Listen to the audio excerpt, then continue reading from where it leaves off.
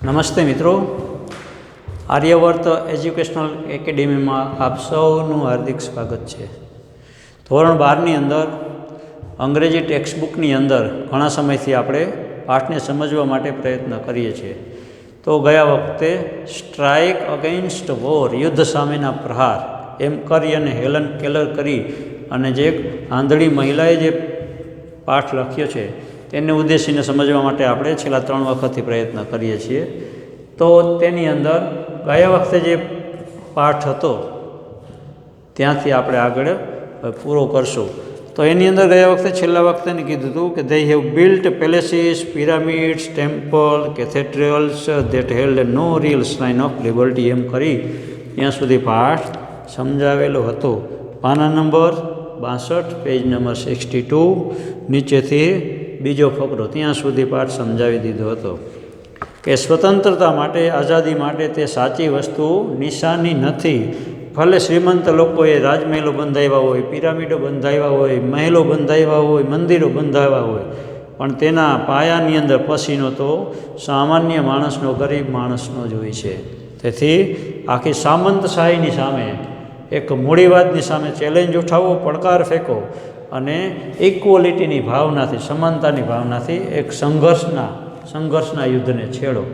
તેમ કરીને ત્યાર પછી આગળ કહે છે, as civilization grown more complex the workers have become more and more enslaved until today they are little more than parts of the machines they operate. જેમ civilisation એટલે સાંસ્કૃતિક સુધારો, શબ્દ થોડાક ટફ છે, ગયા વખતે કીધું હતું. એ સિવિલાઇઝેશન ઇઝ ગ્રોન, જેમ સાંસ્કૃતિક સુધારો વધુ ને વધુ થતો ગયો, મોર કોમ્પ્લેક્સ ઓફ વર્કર્સ, કામદારો માટેનું વધારે ને વધારે જટિલ, કોમ્પ્લેક્સ એટલે જટિલ, કોમ્પ્લિકેટેડ, જટિલ થતું જાય છે સમસ્યાઓ. Workers have become more and more enslaves, મજૂરો છે એ વધારે ને વધારે દાડે દિવસે વધુ ને વધુ ગુલામ થતો જાય છે. અનટિલ ટુડે, આજ સુધી, they are little more than parts of machines they operate, આજ સુધી પોતે જ જે મશીનનું સંચાલન કરે છે તેના એક ભાગ સિવાય વધારે કંઈ જ નથી.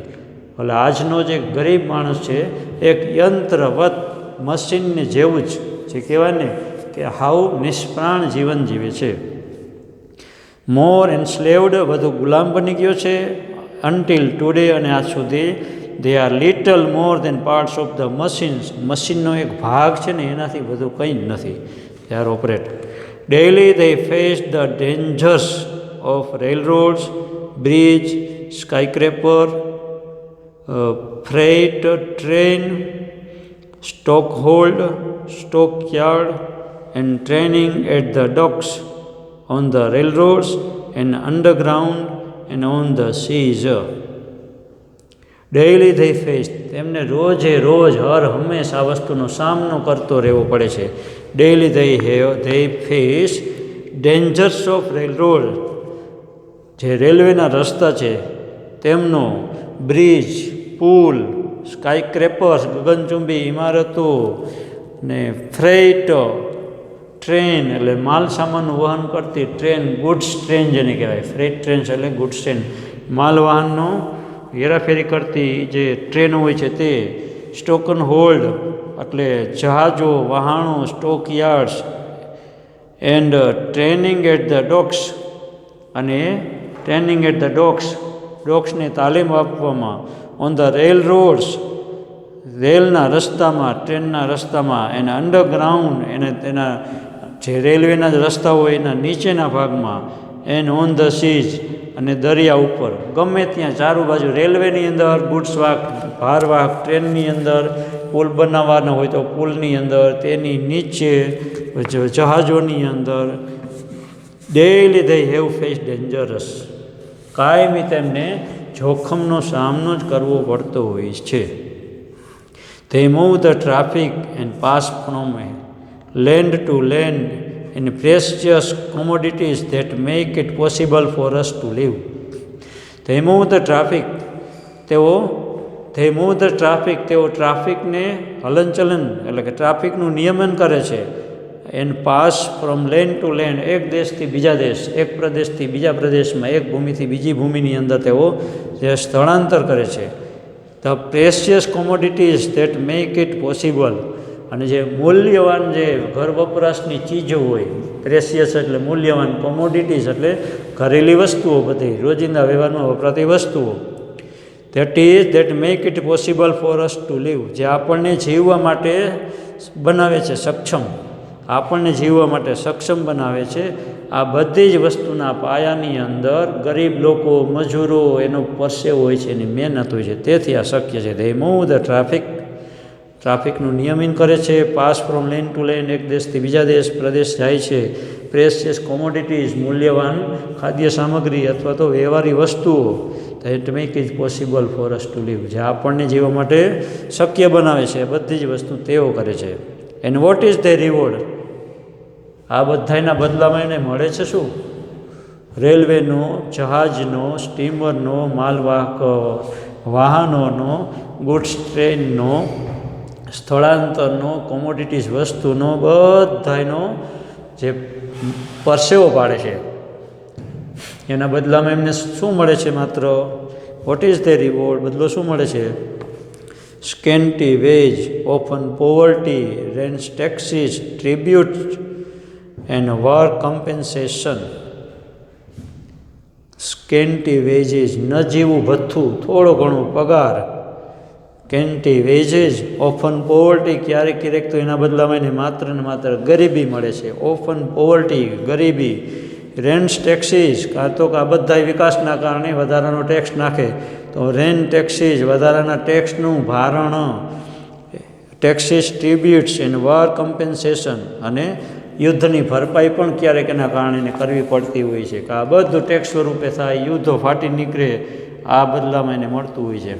The kind of preparedness the workers want is recognition and reconstruction of their whole life, such as has never been attempted by statements of government. રાજદ્વારી પુરુષો દ્વારા કે સરકાર દ્વારા ક્યારેય આ પ્રકારના પગલાં લેવામાં આવ્યા જ નથી. કાઇન્ડ્સ ઓફ પ્રિપેર્ડનેસ, આ પ્રકારની તૈયારી કરવી. ધ વર્કર્સ વોન્ટ, મજૂરોને જે પ્રકારની જરૂરી છે તે પ્રકારના કામની તૈયારી કરવી. ઇઝ રીઓર્ગેનાઇઝેશન, ફરીથી નિર્માણ કરવું. એન્ડ રિકન્સ્ટ્રક્શન, અને ફરીથી સર્જન કરવું. ઓફ ધેર હોલ લાઈફ, તેમના સમગ્ર જીવનને રીઓર્ગેનાઇઝ કરવું અને રિકન્સ્ટ્રક્ટ કરવું, તેમના જીવનને ફરીથી નિર્માણ કરવું અને ફરીથી સર્જન કરવું. એના માટે કોઈ પ્રકારની તૈયારી રાજદ્વારી માણસો દ્વારા અથવા તો સ્ટેટમેન્ટ્સ, રાજદ્વારી માણસો દ્વારા અથવા તો ગવર્મેન્ટ દ્વારા ક્યારેય કરવામાં આવતી નથી. માત્ર ને માત્ર ગરીબોનું શોષણ જ કરવામાં આવે છે. The Germans found out years ago that they could not raise good soldiers in the slums, so they abolished the slums. German લોકોએ વર્ષો અગાઉ એવું કરેલું અને જોયેલું. The Germans found out years ago, વર્ષો પહેલાં જર્મનને એવું ધ્યાનમાં આવેલું કે they could not raise good soldiers in slums. ઝૂંપડપટ્ટીની અંદર, ગરીબ વિસ્તારની અંદર એક પ્રભાવી સૈનિકો ક્યારેય પેદા થતા નથી, નિર્માણ કરી શકતા નથી. ઝૂંપડાની અંદર ક્યારે જોરદાર સૈનિકો, દેશના રક્ષણ કરવાવાળા આવા બાહોશ માણસો ઉત્પન્ન થતા નથી, જન્મતા નથી. તેથી ઝૂંપડપટ્ટીને જ એબોલિશ કરી નાખી, ખતમ કરી નાખી. Slums, so they abolished the slums, આખી ઝૂંપડપટ્ટી ગરીબ વિસ્તારને એને એબોલિશ્ડ, ખતમ કરી નાખી. They saw to it that all the people had least a few of the essentials of civilization. Decent lodging, clean streets, wholesome if scanty food, proper medical care and proper safeguards for the workers in their occupations. તેઓ એવું જોયું, they saw, તેઓ જોયું it that all the people had list, દરેક લોકોને કમસે કમ at least ઓછા નામે a few of the essential of civilization, સાંસ્કૃતિક સુધારો છે એને થોડેક વસ્તુ એમાં હોવી જોઈએ. ડિસેન્ટ લોજિંગ, ઉચિત એને ખાવાનું પણ મળવું જોઈએ. ડિસેન્ટ એટલે યોગ્ય, ઉચિત, ડિઝર્વ, લાયક. ડિસન્ટ લોજિંગ, ઉચિત ખાવાનું મળવું જોઈએ. ક્લીન સ્ટ્રીટ્સ, ચોખ્ખા રસ્તાઓ, શેરીઓ હોવી જોઈએ. હોલસમ વિથ સ્કેન્ટી ફૂડ, અને સંપૂર્ણ રીતે જે કહેવાય ને કે પૌષ્ટિક ખોરાક, સ્કેન્ટી ફૂડ પ્રમાણમાં ખોરાક મળવો જોઈએ. પ્રોપર મેડિકલ કેર, યોગ્ય રીતે ડૉક્ટરી સારવાર, કાળજી પણ મેળવી જોઈએ. And proper safeguards for the workers in their occupations, અને યોગ્ય રીતે તેના કામની અંદર તેને રક્ષણ અથવા તો જતન મળવું જોઈએ. Proper safeguards for the workers in their occupation એટલે ધંધો કે વ્યવસાય, બિઝનેસ, પોતાના ધંધાની અંદર યોગ્ય પ્રમાણમાં એનું સંરક્ષણ પણ મળવું જોઈએ. તેઓએ આ બધી વસ્તુ જોઈ. That is only a small part of what should be done. શું કરવું જોઈએ એનો એક નાનકડો ભાગ જ છે. That is only a part of what should be done. શું કરવું જોઈએ તેનો માત્ર એક ભાગ છે, એથી વધારે કાંઈ નથી. That is only a small part of what should be done. It is your business. તે તમારી ફરજ છે. બિઝનેસ મતલબ યોર ડ્યુટી, તમારી ફરજ છે. It is your business to force this reforms on the administration. આ છે વહીવટ કુશળતાનું જે કામ છે, એડમિનિસ્ટ્રેશન છે, તેની ઉપર એક નવરચના કે નિર્માણ કરવું. ઇટ ઇઝ યોર બિઝનેસ, તમારું કામ છે, તમારે કરવું જોઈએ. It is your business to force these reforms on the administration. Administration એટલે જે આજે વહીવટી કુશળતાનું કામ છે તેની અંદર એક નવી રચના કરવી, તે તમારું કામ છે, તમારે કરવું જોઈએ. Let there be no more talk about what a government can or can not do. એના વિશે હું વધારે વાત કરવા માગતી નથી.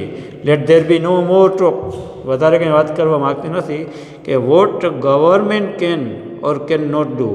સરકાર આમાં શું કરી શકે અને શું ન કરી શકે તેના વિશે મારે કંઈ વધારે કહેવાનું નથી. All this thing have been done.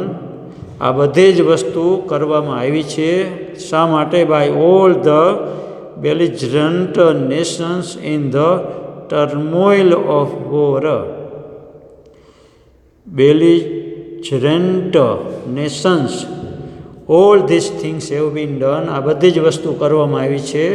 By all the belligerent nations એટલે યુદ્ધખોર જે રાષ્ટ્રો હોય, યુદ્ધ પીપાસુ રાષ્ટ્રો હોય, જેને લડાઈની ઈચ્છા હોય, આવા જે રાષ્ટ્રો હોય. બેલિજરન્ટ એટલે યુદ્ધ પીપાસુ અથવા તો યુદ્ધખોર, નેશન્સ એટલે રાષ્ટ્રો. In the turmoil of war, આ યુદ્ધની જે પીડા હોય, યુદ્ધની જે યાતના હોય, યાતનાની અંદર યુદ્ધખોર જે રાષ્ટ્રો હોય એના દ્વારા જ આ બધી જ વસ્તુ નિર્માણ કરવામાં આવી છે. એવરી ફંડામેન્ટલ ઇન્ડસ્ટ્રી, પાયાની દરેક વસ્તુ, every fundamental industry has been managed better. પાયાની ફંડામેન્ટલ ઇન્ડસ્ટ્રી, પાયાની બધી જ વસ્તુઓ has been managed better by governments, સરકાર દ્વારા વધારે વ્યવસ્થાપન કરવામાં આવે છે.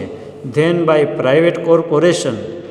પ્રાઇવેટ એટલે અંગત અથવા પ્રાઇવેટ કોર્પોરેશન કરતાં ગવર્મેન્ટ દ્વારા જે કાંઈ મેનેજમેન્ટ કરવામાં આવે છે તે વધારે સારું છે. તે પાયાની વસ્તુ છે. એવરી ફંડામેન્ટલ ઇન્ડસ્ટ્રી, તેના દરેકના પાયાની અંદર આ વસ્તુ રહેલી છે. ચાલ તો હવે થોડાક બે ફકરા છે એ આપણે આવતીકાલે લઈશું. આજે અહીંયા પૂરું કરી છે. પાઠ થોડોક અઘરો છે પણ મજા આવે એવો છે. તેથી હોમવર્કની અંદર શું કરવાનું? તો હોમવર્કની અંદર પહેલું તો સમજાવેલું ભાષાંતર વાંચવાનું. છેલ્લા 2 વખતથી સમજાવેલું હતું, એ જો ન વાંચ્યું હોય તો ફરીથી વાંચી જજો અને તે પ્રયત્ન કરજો. આજે હોમવર્કની અંદર શું કરવાનું? તો સમજાવેલો પાઠ વાંચવો, સમજાવેલો પાઠ વાંચવો તથા આ પાઠની જે એક્સરસાઇઝ છે, તમારે આ પાઠની એક્સરસાઇઝ છે, તમારી એક્સરસાઇઝ છે કેટલામી? એક્સરસાઇઝ છે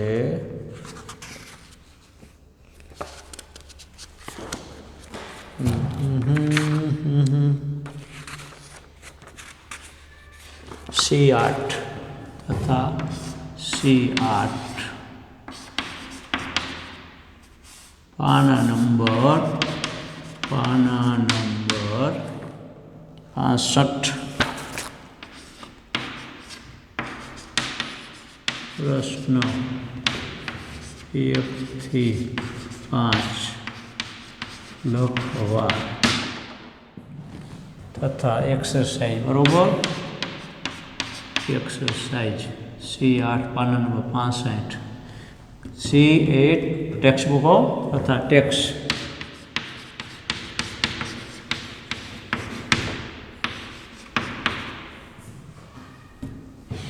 ટેક્સ્ટ બુકમાં એક્સરસાઇઝ C8 પાના નંબર 65ના પ્રશ્ન 1 થી 5 લખવા અને ભાષાંતર વાંચવું. આજે અહીંયા પાઠ પૂરો કરીએ છીએ. થોડોક અધૂરો પાઠ છે, આપણે આવતીકાલે પૂરો કરશું. અહીંયા તમારે ટેક્સ્ટ બુક કોર્સ પૂરો થાય છે મિત્રો. કારણ કે સરકારે જે પાછળના પાઠની રાહત આપી એમાં 7, 8, 9, 10 પાઠ બોર્ડે કાઢી નાખ્યા છે. આખા ગુજરાતની અંદર સરકારે પાઠ 7મો, 8મો, 9મો, 10મો 4 પાઠ કાઢી નાખ્યા છે. તેથી શીખવાના છે નહીં, 6 સુધી શીખવાનું છે. તો આ 6ઠ્ઠો પાઠ આપણે પૂરો થશે. તેથી પાઠ્યપુસ્તકનો કોર્સ 12મા ધોરણના બોર્ડની પરીક્ષા માટે પણ તમારે પૂરો ગણવો. તેથી આજે અહીંયા પૂરું કરીએ છીએ. અસ્તુ. જય હિન્દ, જય ભારત. આવજો.